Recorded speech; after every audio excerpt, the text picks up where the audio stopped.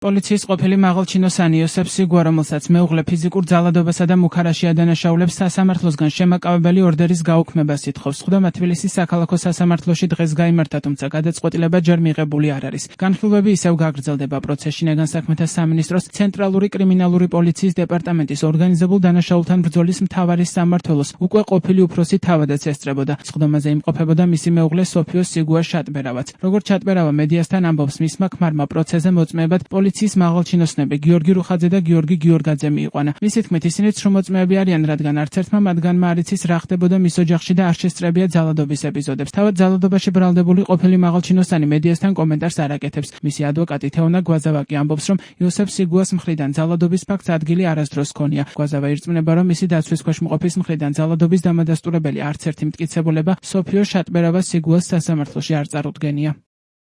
ყოფილ მაღალჩინოსანს ელექტრონული სამაჯური 11 ივლისს გაუკეთეს. ამის შემდეგ ცნობილი გახდა, რომ სიგუამ ცენტრალური კრიმინალური პოლიციის ორგანიზებულ დანაშაულთან ბრძოლის მთავარი სამმართველოს უფროსის თანამდებობა დატოვა. ის ამ პოზიციაზე რამდენიმე დღის დანიშნული იყო. მანამდე კი სიგუა თბილისის პოლიციის დეპარტამენტის დეტექტივების მთავარი სამმართველოს უფროსად მუშაობდა. იოსებ სიგუას მხრიდან სავარაუდო ძალადობის შემთხვევებზე მისმა მეუღლემ სოფია შატბერავამ ტვ1-ის შაბათის ეთერში ისაუბრა. შატბერავამ თქვა, რომ სიგუა მას სიცოცხლის მოსპობით მე-12 სართულიდან გადაგდებით, კასრში ჩასმითა და დამარხვით ემუქრებოდა.